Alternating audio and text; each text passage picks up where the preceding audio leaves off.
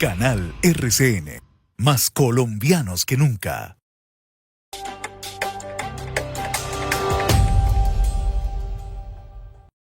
Por la invitación. Oscar, yo creo que han pasado tres cosas importantes. Gracias, Laura.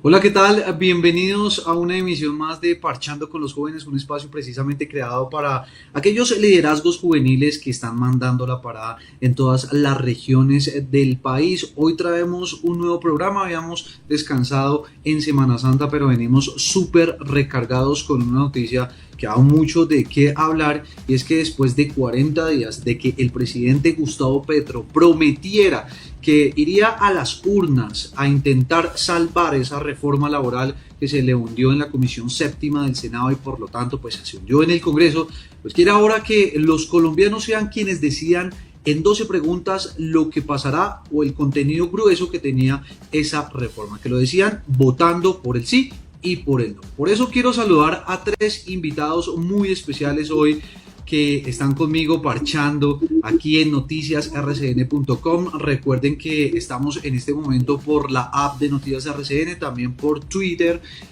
ahora X, y por supuesto por nuestra cuenta en YouTube. Por ahí tenemos a Elizabeth Salinas, consejera nacional de la Juventud. Elizabeth, hola, buenas noches, ¿cómo estás? Bueno, buenas noches. ¿Cómo están? Muchas gracias por la invitación. Bueno, gracias por estar aquí parchando con nosotros, quien nos atiende además desde Medellín. Bueno, por allí también tenemos a Andrés Crone, él es el coordinador de las nuevas generaciones del Partido Conservador. Andrés, un gusto volverte a ver. Oscar, muy feliz de estar otra vez en este escenario, y a los demás panelistas un saludo, y a la audiencia, cómo no. Bueno, y también tenemos a Juan David Marulanda, quien es plataformado de la juventud por el departamento del Quindío, además también es psicólogo. Gracias, Andrés, por estar con nosotros. Bueno, muy buenas noches, sí, Juan David, acá desde el Quindío, muy atento y dispuesto a esta charla. Juan David. Ay, pensé que tenía dos Sí, Andrés. Andrés no, Bueno, Andrés no. 40 días pasaron. Yo sí decía, ¿por qué se estaba riendo Elizabeth? Bueno, pasaron, muchachos, 40 días desde que el presidente le comunicara al país pues esa intención que tenía de realizar esta consulta popular para aprobar el grueso de la reforma laboral que fue hundida en el Congreso. Esta semana pues ya los ministros tanto del Interior, Armando Benedetti, como del Trabajo, Antonio Sanguino, revelaron las propuestas.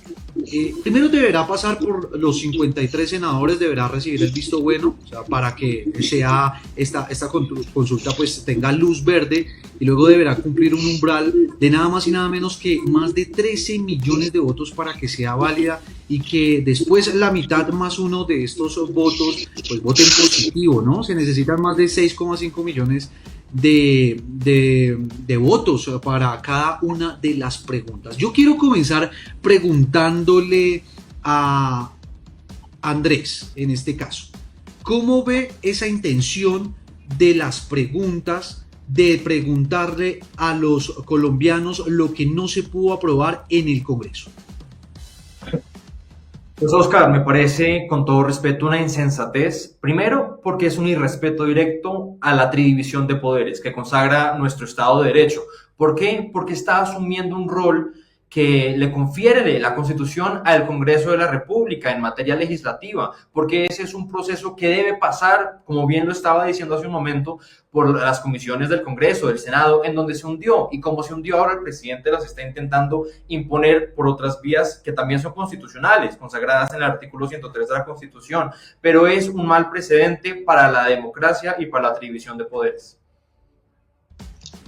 Bueno, quiero preguntarle ahora a Elizabeth, ¿cómo es el ambiente en el Congreso? ¿Crees que la consulta sí va a pasar en el pleno del Senado para que después ya los colombianos van a las urnas? Y sé que tienen mucho de qué hablar de esta intención del presidente Gustavo Petro de llevar las preguntas de la reforma a las urnas. Bueno, no, yo considero que pues las juventudes estamos esperando de una u otra forma que haya una reforma, ¿cierto? Que haya un cambio social también que impacte de manera positiva a las juventudes. En ese orden de ideas, yo creo que también es manifestar que los jóvenes y las jóvenes esperamos que sí se pueda dar, porque esto yo creo que no es un asunto como es que el gobierno lo está tratando de proponer o algún partido político. Yo creo que es un cambio estructural que la ciudadanía en general está solicitando. O sea, esto es un cambio social que de una u otra forma impacta positivamente la economía, las labores, el trabajo de todos los individuos del país. Entonces yo espero y veo con buenos ojos que ojalá sí pase. Es un llamado también al constituyente a que hagamos esto también realidad, porque pues digamos en términos generales creo que es un consenso general que esperamos todos los sectores políticos un cambio positivo para las personas trabajadoras. Bueno, Juan David está por ahí con nosotros. Quiero preguntarle, Juan David, ¿qué panorama, qué lectura haces de esta decisión del presidente Gustavo Petro? Hoy ya lo veíamos en Soledad Atlántico lanzando formalmente lo que es esta consulta popular por el trabajo, pero también hay un cálculo que muchos han denominado político, y es que el próximo 1 de mayo, Día del Trabajador, pues también se presente formalmente lo que es la intención de erradicar esta consulta popular. ¿Qué lectura tú haces de que se haya hundido en el Senado y se quiera aprobar en las urnas? No, pues simplemente es destrabar los procesos que no se han podido avanzar en el Senado, ¿cierto? Es la invitación a una ciudadanía activa, ¿cierto? Es decirle a la ciudadanía, usted que votó por esos congresistas, usted que directamente confía en ese Senado, pues si no están cumpliendo su rol con el pueblo y si no están desarrollando pues algo en pro a ustedes, pues sean ustedes quienes los que deciden, ¿cierto? Porque al final ustedes votaron por ellos, pero pues ustedes por normativa, ustedes de que por constitución también tienen el derecho a participar en la toma de decisiones del Estado, y pues es simplemente llamar activamente a la ciudadanía para que participe. Bueno, ahí está. Vamos a comenzar a revisar un poco de cuáles son esas 12 preguntas de ese proyecto tan extenso, pues quedó reducido a 12 preguntas. Le voy a pedir el favor a Carlos que nos muestre las 3 o 4 primeras preguntas, que son las que los colombianos podrían ir a las urnas a votar si es que el Congreso así lo aprueba. La primera, ¿está de acuerdo con que el trabajo de día dure más de 8 horas y sea entre las 6 a.m. y las 6 p.m.? Segundo, ¿está de acuerdo con que se pague un recargo del 100% en el trabajo en día de descanso dominical y festivo? Y la tercera, ¿está de acuerdo con que las micro, pequeñas y medianas empresas productivas, preferentemente activas, reciban tasas preferenciales e incentivos para sus proyectos productivos? Ya tenemos 3 preguntas que básicamente lo que va ahí es que eran columna vertebral de este proyecto de reforma laboral allí en el Congreso. ¿Cuál te gusta, cuál no te gusta, Elizabeth? Arrancamos por Elizabeth esta ronda de preguntas. Bueno, yo quiero informar, yo soy abogada laboralista y pues en este sentido, digamos, me parece muy positivo mirar de cara a estas preguntas qué podríamos de pronto los jóvenes opinar respecto a esto. 3 primeras preguntas, dure 8 horas de 6 a 6. Creo que en términos laborales es una apuesta muy ambiciosa, pero muy positiva también, digamos a nivel internacional. Las apuestas en horarios laborales no es aumentar el tiempo de labor, sino al contrario, reducirlo, ¿cierto? Digamos, eso es un reflejo internacional que se está dando en Europa, en Estados Unidos, se puede evidenciar allá y creo que sería positivo. ¿Por qué? Porque en este momento el reto que se tiene en este país es a transformar los imaginarios de las labores y del trabajo. Nosotros no estamos de pronto pensándonos en la revolución industrial, en la que las horas extensas de trabajo y el sudor de las personas era como el pilar fundamental de las labores. No, en este momento se está transformando la forma de empleabilidad para las personas en el país. Las personas jóvenes estamos requiriendo formas nuevas de transformación para entrar al mercado laboral. Entonces a mí me parece muy positiva y muy chévere, y un mensaje muy chévere también a que incentivemos que la fuerza laboral puede transformar transformarse y puede ser de acceso para los jóvenes. Recargo del 100% dominical, súper chévere. A mí me gusta mucho porque es un derecho laboral, es parte de la vida cotidiana, descansar. Y si no podemos descansar, retribuyamos a los positivas. Incentivos para las pequeñas y medianas empresas es una solicitud que desde la Asamblea Nacional de Juventudes del año pasado se tomó de esa iniciativa de forma seria. Las juventudes lo estamos solicitando. Entonces, me parece muy importante porque reactivamos de una u otra forma la economía para el país y también incentivamos a las juventudes a que, también seamos los dueños y empresarios de este país. Entonces, yo la verdad es que al menos esos 3 primeros puntos me llaman mucho la atención. Sé que son difíciles en la conversación, sé que para los empresarios de pronto les puede asustar este tema, pero estamos en un mundo que se está transformando y considero que podrían ser muy llamativas y muy positivas para la transformación social. Veo que ahí Andrés quiere opinar y quiero también hacer un comentario. Andrés, ¿qué decir también de estas preguntas, sobre todo con quienes aseguran que aumentará, o sea que en definitiva sí mejoraría lo que son las condiciones laborales de los empleados en Colombia, pero también por otro lado aumentaría el desempleo porque también aumenta el costo de los trabajos formales? ¿Qué puede decir Andrés Crowley? Bueno, pues en primera instancia que las 3 preguntas me parecen regias, me privan. Colombiano que no le gusten esas ideas, colombiano que no existen. Y ese es precisamente el problema, que vienen profundamente arraigadas en la más descarada demagogia y populismo. Es una propuesta que primero no tiene viabilidad presupuestal, no tiene viabilidad jurídica y tampoco tiene viabilidad fiscal. Es un tema realmente preocupante porque son preguntas que, si bien suenan muy lindas, están orientadas de esa forma para tener un buen recibimiento electoral. De los 40.963.000 colombianos que están registrados en el censo electoral, de los cuales se necesitan 6.800.000 colombianos que voten a favor, esto realmente muestra primero un desentendimiento profundo de la situación laboral en Colombia. ¿Por qué? Porque el gobierno está gastando más plata de la que está ganando, generando un déficit fiscal profundo. Y esta reforma, o esta consulta más bien, como lo sugiere el exregistrador Portela, va a valer más de 500.000 millones de pesos. Lo va a generar una deuda inmensa y lo que propone la consulta va a ser muy costoso para el sector privado, para las empresas, para los generadores de empleos, de riqueza. Entonces es una propuesta que suena divina, como todas las propuestas del pacto histórico, pero a la hora de la verdad lo único que van a generar, como lo sugerías hace un momento, Oscar, va a ser más desempleo, más inviabilidad laboral y, como no, más pobreza entre los colombianos. Juan David, tu opinión, ¿qué opinas de estas 3 preguntas y sobre todo lo que dice Elizabeth y Andrés, que si bien están de acuerdo en que pues son temas que son necesarios, no habría pues una planificación real sobre lo que serían las finanzas del país también y sobre todo en la generación de empleo? ¿Qué opinas tú, Juan David?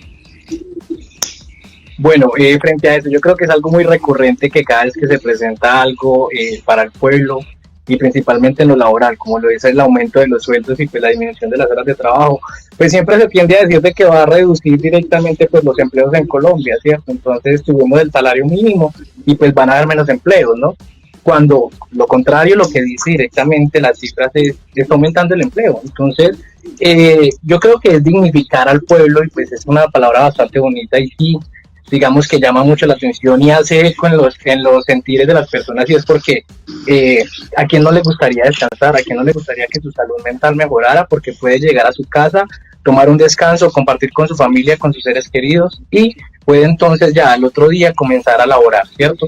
Digamos que el proceso de dignificación, y las 3 lo dicen muy bien, usted de 6 a 6 usted pueda llegar a descansar en las noches, y si está trabajando en las noches pues tiene mayor recargo, ¿cierto? Que pueda tener el recargo de los trabajos de los domingos. Obviamente es necesario porque si vamos a trabajar el día que supuestamente está contemplado para descanso, pues entonces debe ser mejor retribuido, ¿cierto? Y pues incentivar a que la pequeña empresa pues crezca, ¿cierto? Y que se vuelva entonces y que tenga unos incentivos para que mejore, pues también es fortalecer o llegar a fortalecer directamente que haya mayor empleo, ¿cierto? Entonces a mí no me parece que sea populismo, a mí me parece que es una dignificación del pueblo y algo que requiere el pueblo también. Elizabeth, ¿hay algo detrás de estas convocatorias que está haciendo el presidente Gustavo Petro? Porque también vemos a muchos sectores diciendo que es la inauguración de lo que es una carrera electoral. ¿Tú crees que tiene que ver en realidad con rescatar la reforma laboral o también tiene visos políticos y electorales? Bueno, no, qué pregunta tan difícil. Bueno, yo considero que de una u otra forma, digamos, este proyecto evidentemente sí tiene visos políticos, no es una mentira, pero también yo sí creo, digamos, en esta premisa feminista que reza que lo personal es político. Todos estos asuntos que transversalizan las reformas del país tienen que ser políticas. Nuestra postura de todas las personas, o si a usted no le guste o si a usted no le llame la atención, te va a trastocar. Tú que estás yéndote en el bus en las mañanas a tu empleo y todas esas cosas, esta reforma es para vos. No es para el presidente Petro, es que el señor presidente Petro ganará millones y los congresistas millones, pero es para el ciudadano a pie. Entonces, claro, puede que de una u otra forma sí estamos de cara a unas elecciones el año entrante. Este año, por ejemplo, estamos de cara a elecciones de los consejos de juventudes, pero pues son temas cruciales que creo que la ciudadanía en general está solicitando, y pues al momento de que ganó el presidente Gustavo Petro, esta era una de sus banderas. Entonces sí me parece que él está como apuntándole también a él. Supongo que pretendo cumplirles, pero si es necesario, esto es un asunto personal, político, que nos trastoca a todas las personas. Bueno, vamos a ver en la segunda tanda de preguntas que están en esta consulta o que podrían estar en este mecanismo de participación ciudadana. Ya vemos que Carlitos nos las va a ponchar. La cuarta, ¿está de acuerdo con que las personas puedan tener los permisos necesarios para atender tratamientos médicos y licencias por periodos menstruales incapacitantes? Y la quinta, ¿está de acuerdo con que las personas puedan tener los permisos necesarios para atender tratamientos médicos y licencias por periodos menstruales incapacitantes? Creo que es la misma. Sí, estoy viendo que son es las mismas. No, la quinta, sí, la quinta se refiere a la empleabilidad para personas con discapacidad. La empleabilidad, sí, exactamente. La empleabilidad. Uh-huh. Antes por cada 100 personas que se contraten dos. Sí, señor. Antes de entrar a debatir y analizar estas preguntas, quiero invitar a todos los que se están conectando a esta hora a Parchando con los Jóvenes a que nos manden sus preguntas a través de las redes sociales, de las cuentas de X, de todo lo que tenemos allí en el canal, de la app también, para que pues aquí los jóvenes que están en este panel pues puedan resolverlas. También puedan ustedes desde sus casas entrar a opinar sobre este análisis, esta conversación que tenemos el día de hoy, que tiene que ver precisamente con la consulta popular que impulsa el presidente Gustavo Petro. También, antes de seguir con el análisis, le voy a pedir a Carlitos que me vaya listando algo que acaba de decir el presidente Gustavo Petro referente a este tema desde Soledad Atlántico, en este momento donde está el presidente precisamente lanzando esta iniciativa de participación ciudadana con grupos comunitarios, ha dicho él allí. Bueno, arranquemos por Andrés. ¿Qué tal estas dos preguntas? ¿Le suenan? ¿No le suenan? ¿Son viables? ¿Son inviables? ¿Tendrán los oídos del Congreso? ¿Tendrán luz verde en el Congreso? ¿Cómo las ven? Bueno, repito lo que dije en mi primera respuesta. Claro que me gustan las preguntas. Le están preguntando al electorado que si quiere tener mejores condiciones laborales. Por supuesto que la respuesta de todo el mundo debería ser que sí. Y yo creo que sí se necesita trabajar por mejores condiciones laborales. Sin embargo, esta no es la forma. ¿Por qué? Por ejemplo, el recargo de los descansos dominicales o de los festivos. Eso implica un costo gigantesco, astronómico para las empresas. Tanto así que las pequeñas y medianas empresas que tienen empleados y que tienen un capital limitado van a tener que generar capital reducidos o que reducir personal. Es una situación gravísima que llevaría a una crisis de desempleo tremenda. Adicionalmente, quiero dar otro punto que me parece importante en esta materia. Estas son unas preguntas que lógicamente están tremendamente politizadas de cara a las elecciones de 2026. ¿Por qué? Porque el pacto histórico hace lo que hace de manera muy exitosa, y es vender que ellos son los únicos que pueden trabajar por condiciones más dignas del empleado, de las mujeres, de las familias, de todos los colombianos, cuando en realidad eso es una falacia. Sí se necesitan hacer mejoras, sí se necesita pensar en el bienestar de los colombianos, del colombiano de a pie, pero la forma no es atacando directamente a las empresas, al empresariado y al sector privado, que es, a mi juicio, el profundo objetivo, totalmente arraigado en la ideología política de esta consulta popular. Bueno, muy bien. ¿Qué piensa Juan David? ¿Le suenan, no le suenan? Y Juan David, yo quiero hacerle una pregunta además de esa, ¿sí? Referente aparte de las dos preguntas que acabamos de ver. ¿Qué les hace pensar que esta consulta ciudadana sí va a tener acogida de los colombianos? Porque los mecanismos de participación ciudadana le sonaron a Uribe, le sonaron al presidente Juan Manuel Santos, incluso también algunos sectores políticos como la entonces Alianza Verde con Claudia López a la cabeza con la consulta anticorrupción, que si bien tuvo una gran votación, pues no tuvo vía libre porque no alcanzó al umbral. ¿Qué les hace pensar a ustedes que esta sí será la ocasión en que por fin una consulta popular, un mecanismo de estos de participación ciudadana, pues va a tener vida? Bueno, pues a mí me parece muy importante revisar las preguntas, ¿cierto? La primera, la Claro, quinta, ¿cómo vamos a involucrar directamente entonces a las personas con discapacidad para que ellas dejen de sentirse entonces que son una persona, una carga más, y para que sus cuidadores en verdad puedan explorar otra alternativa, ¿cierto? Entonces esto es darle una voz también y es darle una oportunidad también de crecer a una persona que se está siendo excluida laboralmente, ¿cierto? Por algún tipo de condición, y esto le da un rol activo a la empresa para que en verdad pueda involucrar de una forma activa a que esa persona crezca y realice sus propias realizaciones, ¿cierto? Crezca como persona. Bueno, la otra, hablamos acerca de los permisos para tratamientos médicos y pues para las licencias por periodos menstruales e incapacidades, ¿cierto? Pues entonces estamos diciendo de que no se va a excluir y no se va entonces a juzgar a la persona que por alguna situación o condición de salud, pues entonces no puede asistir a laboralmente, ¿cierto? Excluirlo de su proceso laboral simplemente por una condición de salud es netamente un proceso, no sé, de migrante también para las personas que están en estas condiciones, ¿cierto? Y poder entonces identificar y poder entonces dignificar también esos procesos y las personas que han sido con unas luchas históricas también complejas, pues entonces por favor, o sea, cómo no, ¿cierto? Bueno, y frente a si va a tener una acogida, bueno, esto es muy complejo, ¿sí? Porque precisamente los discursos de polaridades, precisamente los discursos así como de que nos paramos de que esto es pacto o que esto es centro, que esto es izquierda, pues es lo que generan es la división, ¿cierto? Es lo que genera la división netamente.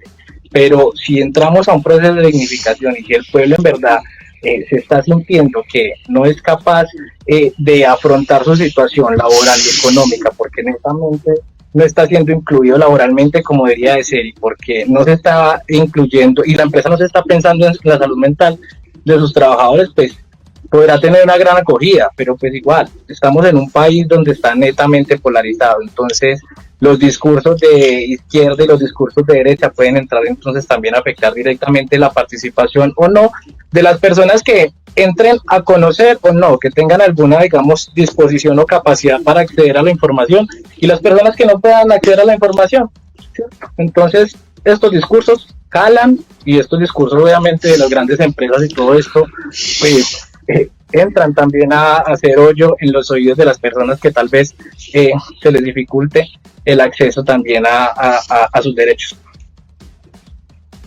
Claro, y es que usted tiene toda la razón y yo me preguntaba mucho, por ejemplo, quién sería, o sea, con esas preguntas que todo mundo está de acuerdo, obviamente no está de acuerdo, es un sector de la sociedad, es en cómo se van a cumplir. ¿Habría alguna forma de algunos sectores políticos que hicieran campaña, por ejemplo, por el no?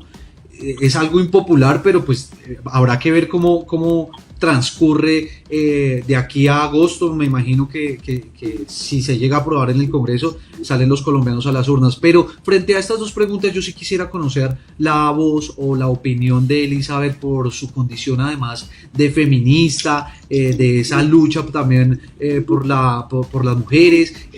¿Cómo te parece? ¿Qué papel ves en estas dos preguntas, Elizabeth? Bueno, varias cositas. Primero, pues eso que planteas de pronto de una campaña política del no, pues como te digo, digamos, estas reformas sociales son favorables a todos los sectores, hasta una campaña política por el no puede beneficiar de una u otra forma a los sectores ultra conservadores, ¿cierto? También podría beneficiarlos y pues en la Villa del Señor todo se ve, entonces yo tampoco lo dudaría, ¿cierto?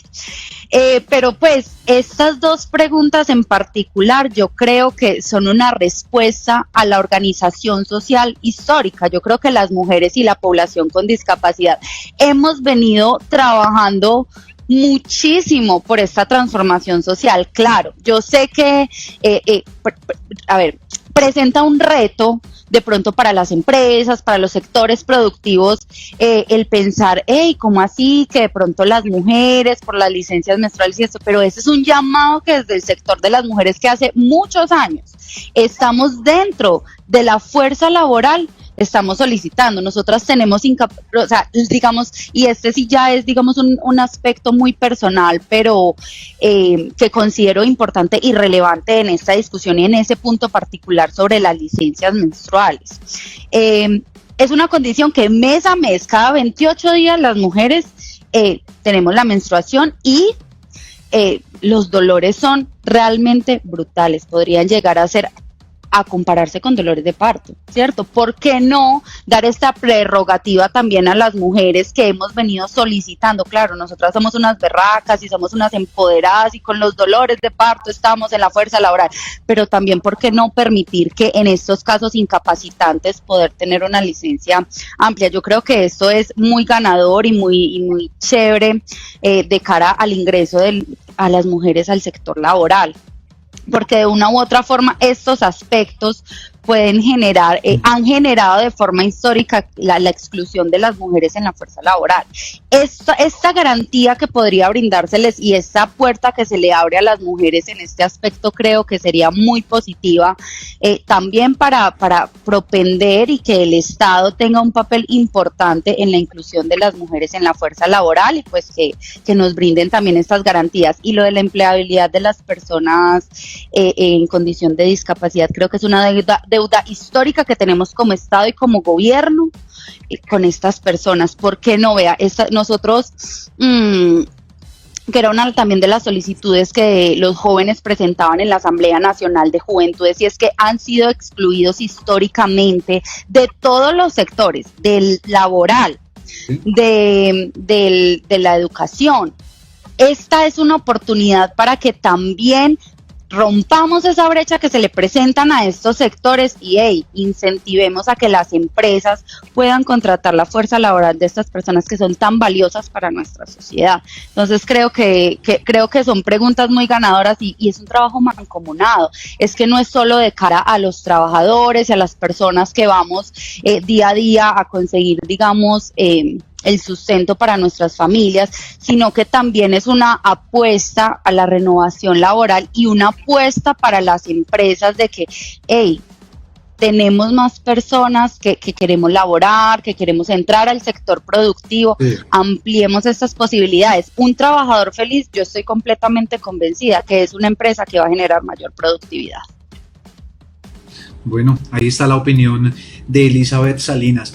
Ya nos comienzan a llegar varias preguntas de algunos jóvenes también a través de las redes sociales y esta quisiera trasladársela a Andrés. No, pero ¿sabe qué, Andrés? Primero, oigamos al presidente Gustavo Petro. ¿Qué fue lo que dijo? ¿Qué fue lo que acaba de decir? Y opinemos también sobre eso, porque hace parte de lo que decía también Juan David frente a esa relación que también hay entre algunos sectores políticos y la intención de que se hunda o no la reforma, lo que piensa el presidente, lo que piensan otros sectores, pero aquí sobre todo lo que piensa el presidente del Congreso de la República, de Efraín Cepeda. Veamos.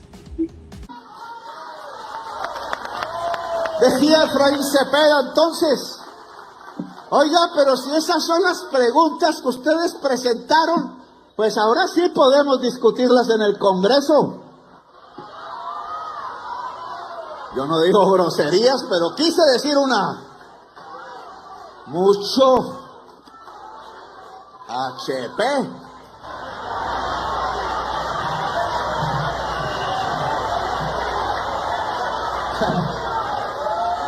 Duré 2 años, lo invitaba a mi oficina, me llevó de regalo un hijo de fotos de la hija. Y yo lo puse generoso ahí para que todo el mundo las viera. Y siempre me decía, no, es que yo voy a concertar, Petro, yo sí quiero el diálogo. Y apenas salía a mi oficina y llegaba a la plenaria, lo primero que hacía era hundir las reformas que presentábamos como si fueran basura. Le pagaban o no sé qué. Bueno, Andrés, yo creo que quiero conocer su opinión, teniendo en cuenta que Fincho Cepeda, Efraín Cepeda es parte del Partido Conservador, usted también es líder de las juventudes de esa misma colectividad. Se subió de tono el presidente, ahí lo vimos. ¿Qué opina? Bueno, pues en primer lugar, nos sorprende que el presidente Petro realice un discurso con total falta de oratoria, incitando al odio y sobre todo a la polarización. Yo creo que el presidente Cepeda ha adelantado una labor muy importante en el Congreso porque lo que sugiere el presidente Petro es totalmente inconstitucional y se va en contra del artículo 113 de la Constitución que reglamenta y que consagra la división de poderes. Cuando el presidente Cepeda le dice al presidente Petro que está abierto al diálogo, perfecto, me parece un ejemplo de político el presidente del Senado, Efraín Cepeda, pero estar abierto al diálogo no significa que el Congreso de la República, como el mismo presidente Cepeda ha dicho, sea una oficina de trámites para aprobar y pasar todas las reformas y todos los proyectos de ley y los decretos de parte del presidente Petro. Eso me parece una equivocación profunda y me parece que el ejercicio que ha adelantado el presidente Cepeda siempre habría abierto al debate y permitiendo el debate en las plenarias de la Cámara. Si el Congreso decide no apoyar una iniciativa es porque lo puede hacer como lo consagra nuestra Constitución y nuestro Estado de Derecho. Entonces me parece que esto es esta vez aún peor de cómo el presidente Petro incita al odio, a la polarización y sobre todo a la inconstitucionalidad. Y antes de cerrar mi punto quisiera hacer un breve paréntesis. Y es que el ejercicio del presidente Cepeda, quien fue presidente de mi partido, el ejercicio que ha venido adelantando la presidencia del Senado es un ejercicio serio, es un ejercicio educado y sobre todo es un ejercicio responsable.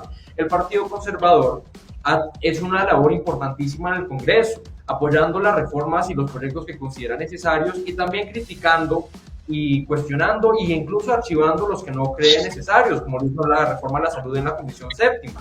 Este tipo de cosas es hacer la democracia, ejercer la democracia de manera inteligente y me parece una falta de respeto y me parece una verdadera irresponsabilidad que el presidente Petro siga incitando al odio en esos discursos tan incendiarios y tan poco elocuentes. Mal ejemplo para lo que debería ser la presidencia de la República.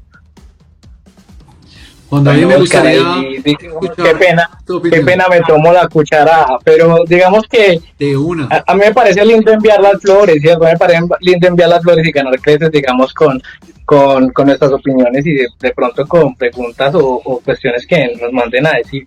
Pero a mí me gustaría más como que, o sea, vinimos a hablar directamente como de la consulta, ¿cierto? Porque desviamos al discurso de Gustavo Petro, ¿cierto? Yo creería que el discurso de Gustavo Petro es como todo efervescente. Cualquier político, digamos, que se siente en una tarima se cree efervescente también, pero pues es importante que vayamos a lo que venimos, reforma, ¿cierto? Estamos hablando de consulta popular, estamos hablando de que nos dicen esas preguntas, pues, ¿cierto? Porque estamos entonces diciendo como que una flor para Cepeda, una flor para... Yo también le puedo mandar una flor a, no sé, a alguien que pueda estar viendo por ahí, pero pues estamos directamente como que hablando de consulta. Para Elizabeth. No, pero ordenemos las cosas, porque si hablábamos del presidente Gustavo Petro, lo que estaba diciendo es porque en este momento estaba precisamente presentando la consulta popular oficialmente allí en el departamento del Atlántico y se refería al mismo tema, es porque el presidente del Senado, en este caso Efraín Cepeda, le dijo que por qué no llegan a consensos para que se tramite por la vía ordinaria, es decir, el Congreso de la República. Entonces yo te pregunto a ti, Juan David, ¿crees que ya no tiene reversa la consulta popular y no se pueda tramitar otra vez con mejores consensos, otra vez en el Congreso de la República, o definitivamente la salida para el presidente Gustavo Petro tiene que ser las calles y en este caso la consulta popular? Es que todo tiene que ver con lo mismo, incluso las declaraciones que hoy dio el presidente Gustavo Petro. Listo, no, claro, es que a mí me parece muy curioso entonces que ahora sí quieran dialogar, ¿cierto? Cuando digamos no se le abrió el proceso de diálogo, cuando la consulta y cuando directamente la reforma estaba allí, en la comisión séptima, octava, perdón, me recuerdas ahí, donde haya estado, pero pues se archivó, lo archivaron sin siquiera poder llegar al debate. Entonces, ¿por qué ahora sí cuando ven las preguntas y por qué ven en serio como esa acogida del pueblo directamente como a salir a votar y directamente como a decir como que, hey, sí, los derechos laborales importan y la dignificación laboral importa? Entonces ahí sí, porque, digamos, no sé, yo siento como que es un tipo de miedo, sí, de posición de miedo y pues, no sé, me parece complejo porque desde el principio debió haberse debatido directamente en el Senado, ese era el espacio. Pero al no poderse debatir en el Senado, pues ¿qué más toca? Salir a las calles, salir a las personas, salir a preguntarle entonces a la ciudadanía que eligió a esos senadores que no cobran barato, ¿cierto? Porque pues qué rico un sueldito de esos por ir a dormir un ratico, ¿cierto? Pero sí están directamente entonces como que colocando trancas en la discusión porque no son capaces de argumentar, ¿cierto? Netamente es eso, una incapacidad de argumentación. Y al verlo ya tan encima ese monstruo de la consulta popular y entonces de las trabas que van a colocar, porque van a colocar trabas con un berraco, ahí dicen como que, venga manito, está bien, charlemos un poquito. Y pues ya no hay el escenario, ya la consulta popular se montó, ya las preguntas se están presentando, ya el monstruo se está avecinando, ¿cierto? Entonces, ¿para qué escondernos ya? Sí, que igual tiene que pasar por el Senado, ¿no? Solo que esta vez en plenaria. Obvio. Elizabeth, ¿tú crees que esos senadores de la Comisión Séptima de los que hablaba Juan David hubieran permitido o hubiese sido mejor que permitieran pasar el debate a la plenaria? Hubiera sido mejor, ¿no crees? Claro, obviamente. Es que digamos que no desconocemos el conducto regular para la aprobación de las normas y al contrario, yo sí celebro esta actitud conciliatoria que tienen, que en este momento sí mejor la pasemos por ahí, claro, súper chévere, porque sería mucho más rápido. Es que son transformaciones sociales que nosotros de una u otra forma estamos requiriendo, le estamos solicitando al gobierno, al Congreso, que legislen, ¿cierto? Pero a pesar de eso sí considero que pues sí me parece también medidas un poco de pronto desesperadas, claro, por parte del gobierno, pero también por parte del constituyente, en este momento tratar de conciliar un asunto que hace mucho tiempo se estaba dando en el Congreso, porque le están poniendo el foco en ese momento, hey, ya la legislatura está pronto por acabarse, ya los tiempos se están agotando.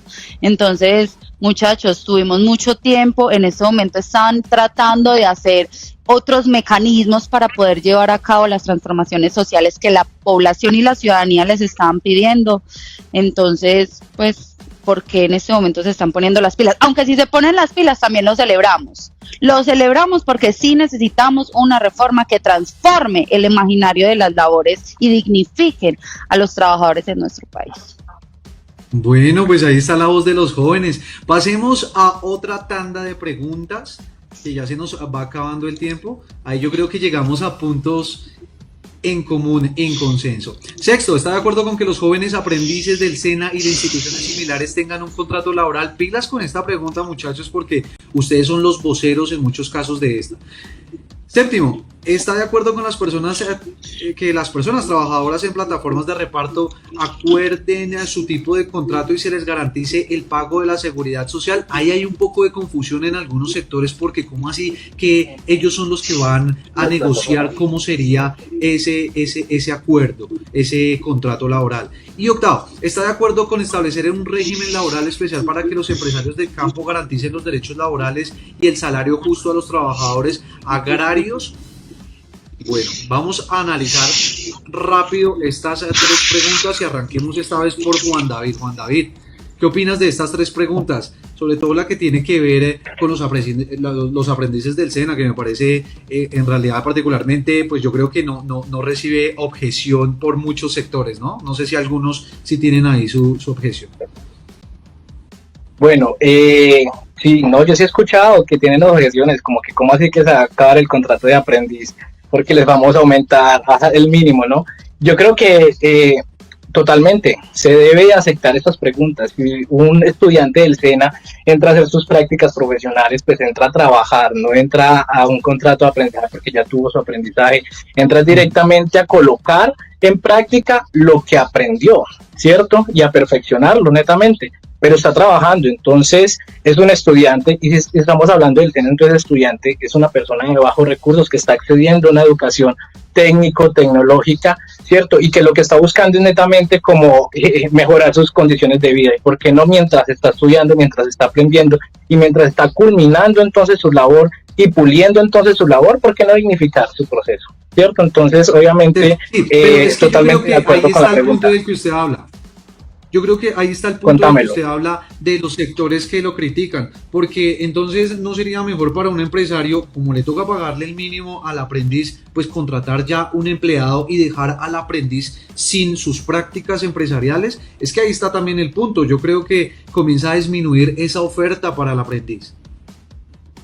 Sí, no, claro, y es inaudito, ¿no? Porque pues digamos que usted es un empresario y en verdad quiere dignificar los roles y en verdad quiere que su empresa crezca y que su labor tecnológica crezca, pues entonces, ¿por qué no que ese aprendiz coloque su fuerza de conocimiento, su fuerza de trabajo directamente en su empresa, ¿cierto? Lo que está diciendo, pues claro, eso lo va a pensar la empresa tacaña, la empresa directamente que no quiere que se posibilite un crecimiento personal, ¿cierto? Un fortalecimiento personal. Pero el tema acá es muy claro. Trabajar por el sueldo que están trabajando es una explotación laboral, porque tras de todo se trabaja los tiempos completos, se llegan en los horarios, se le hace la sobrecarga, lo mismo que un trabajador, ¿cierto? Normal. Entonces, es un tema de explotación laboral. Básicamente, se explota al que tiene o al que le podemos pagar menos, ¿cierto? Y es precarización del trabajo de una persona que está en un proceso de aprendizaje. Y pues entonces ahí, bueno, pasemos a la siguiente también. Pero ¿Me vas a escuchemos sobre preguntar? ese punto a Elizabeth y a Andrés que quieren hablar. Ahí los vi al Ah, la listo, mano. dale. Elizabeth. Total.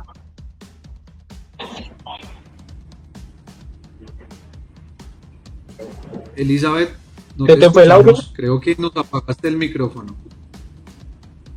1, 2, sí, ahí. Ya, sí. ¿Ya me Sí, escuchan? sí. Ah, Te bueno, escuchamos. qué pena. Perfecto. Bueno, yo creo que con este punto vengo con todos los poderes porque es uno de los puntos que más trastoca a las juventudes.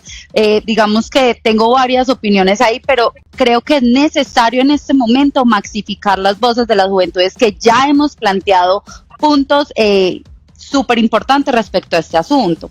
Primero, creo que hay que hacer una aclaración respecto a una falacia que se está planteando y es que entonces se va a contratar a otras personas y no a los jóvenes, que yo no sé qué, no.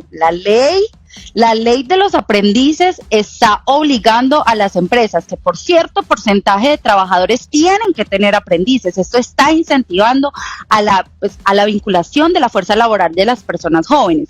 ¿Qué se pretende con este objetivo? Es dignificar las condiciones de las personas jóvenes que están trabajando. Es que esas personas no están haciendo un trabajo menor, no es que estén haciendo cositas mínimas, no, un aprendiz de trabajo, porque eso se evidencia en esos contratos. Tienen labores reales, trabajos reales, pero no se les está pagando lo justo. Entonces,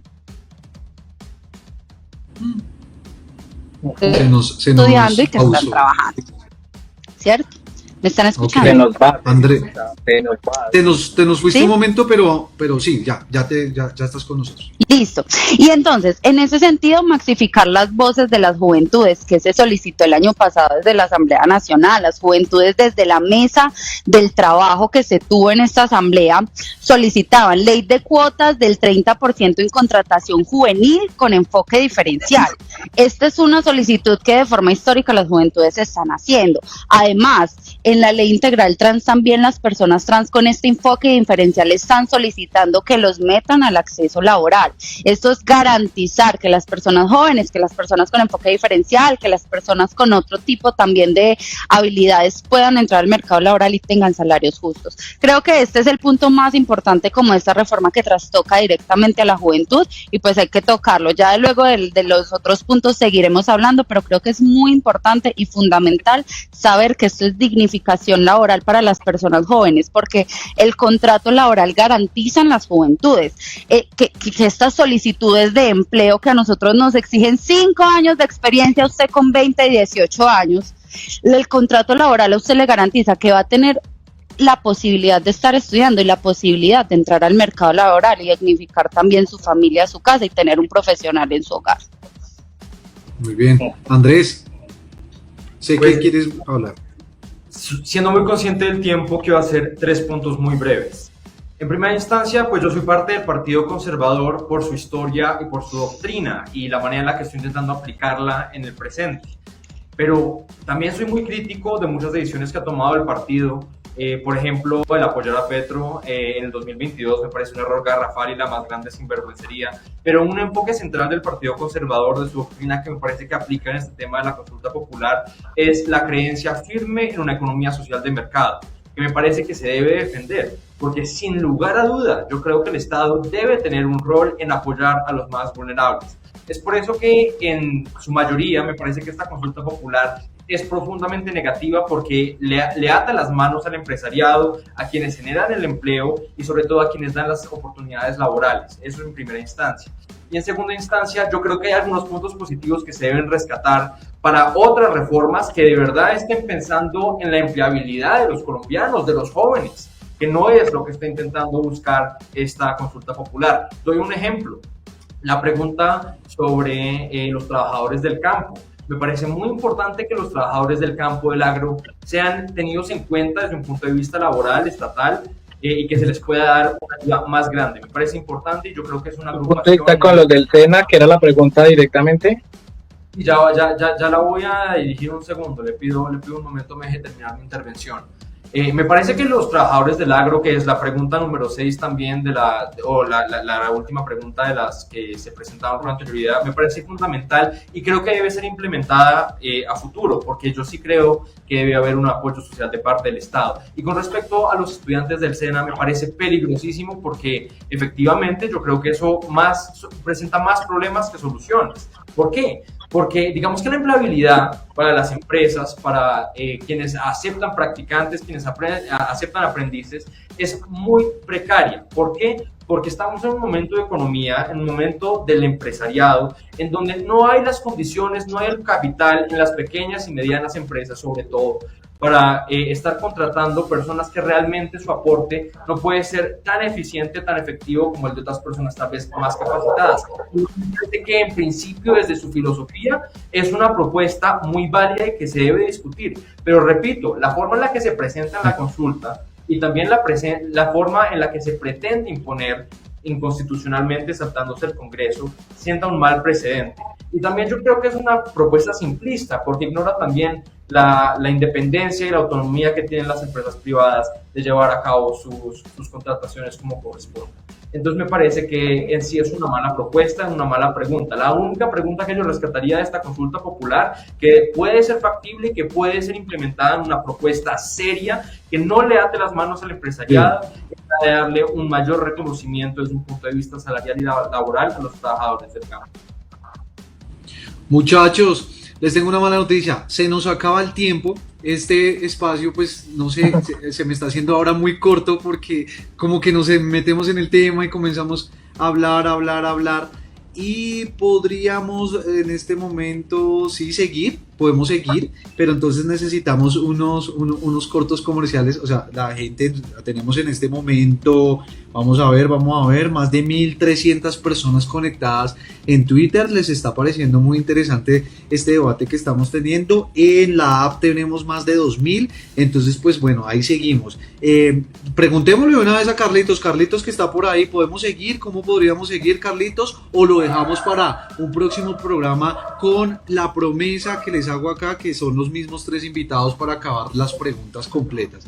¿Qué dice Carlitos?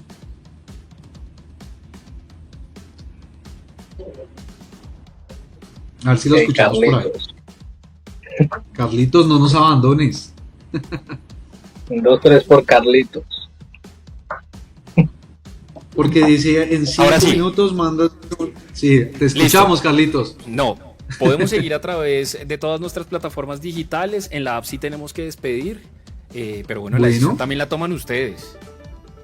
Sí, no, sigamos otro rato. ¿O qué les parece, muchachos? Y acabamos con las preguntas. Sí, invitemos a que migren a las plataformas, digitales también, que las utilizan también. Bueno, ahí está entonces la app. En este momento nos desconectamos de la app y vámonos también a las plataformas digitales con este debate que estamos sosteniendo acá, precisamente en pro de determinar el análisis de las preguntas que tenemos en este momento. Entonces, me dirás, Carlitos, si nos vamos a un corte y ya volvemos entonces en todas las plataformas.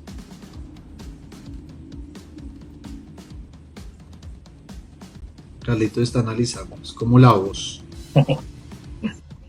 No, entonces a esta hora de la noche es momento que todas las personas que están conectados a través de la aplicación también sigan esta transmisión a través de todas nuestras redes sociales, en X, en YouTube. Ahí vamos a seguir compartiendo con los jóvenes. Creo que es momento de irnos a una pausa comerciales y ya volvemos. Bueno, listo, muchachos, ya venimos. Sí. A lo largo de mi vida. Muchas gracias por la invitación. Oscar, yo creo que han pasado 3 cosas importantes.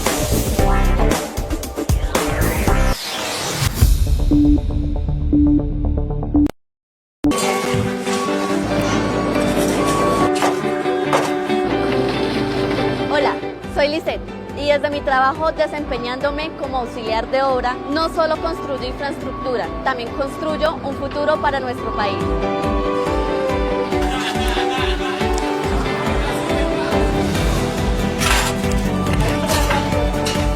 Encontrémonos con la gente que trabaja por Colombia. Aunque a veces el camino se haga difícil, con trabajo y esfuerzo lo podemos lograr.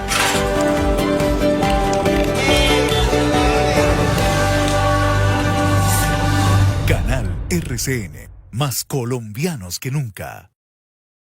Las preguntas que todos queremos hacer. ¿Cómo ve la propuesta de la Asamblea Nacional Constituyente? Doctor González, en Colombia están chuzando a magistrados, periodistas o líderes de oposición. ¿Cree que el régimen se va a atrever a detener a María Corina como lo hizo con usted hace unos años, torturado en la prisión de Ramo Verde? Las respuestas que el país necesita escuchar. Por eso no sé de dónde sacan que el acuerdo de paz se puede utilizar para violar la Constitución. Análisis directo y sin filtros, sin rodeos y hablando claro. ¿Agosto o septiembre? A lo que vinimos con Joana Amaya. Todos los días en las emisiones de Noticias RCN y en la app del canal RCN.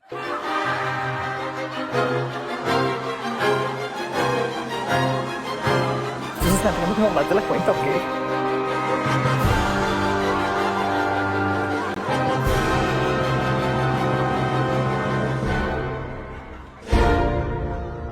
Como ese horrible cuando uno no entiende un chiste. Peor es no entender lo que pasa en Colombia y el mundo. Se te fue la mano en la sala. Noticias RCN. Bien contado, bien explicado. La noche, ahora en la nueva señal de Noticias 24 horas, disponible en la aplicación del canal RCN. Conéctese de lunes a viernes a las 6 de la tarde. Descargue la aplicación desde App Store o Play Store e ingrese a la señal en vivo de Noticias RCN. La noche, periodismo de investigación, opinión y debate, con Claudia Gurizati y Jefferson Beltrán.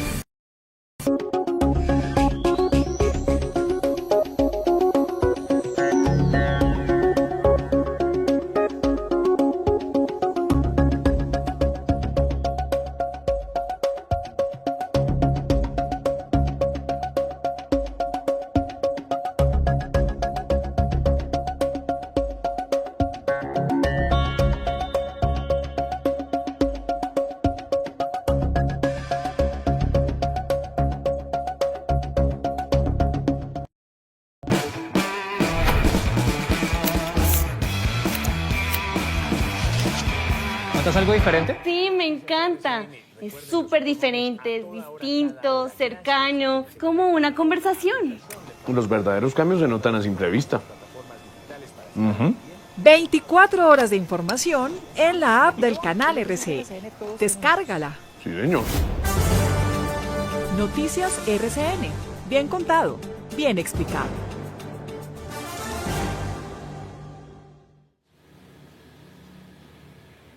¿Te hiciste algo?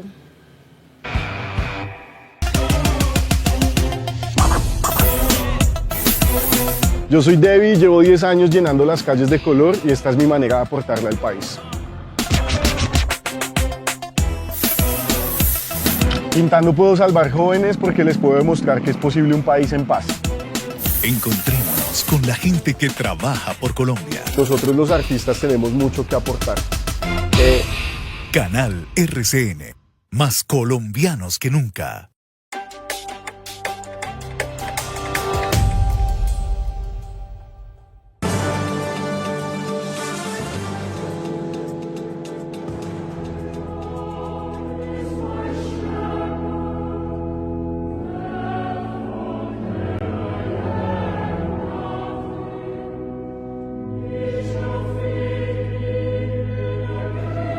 Buenas noches, bienvenidos a este avance de Noticias RCN. En las últimas horas el Vaticano reveló la imagen de la tumba del Papa Francisco, así como lo pidió y lo expresó en su testamento espiritual. Sin muchos lujos, bajo tierra, la única inscripción, Franciscus, y además la réplica de su cruz pectoral. Estuvimos en el lugar, en la Basílica Santa María la Mayor, y les tenemos la imagen de la tumba que por ahora permanece recubierta.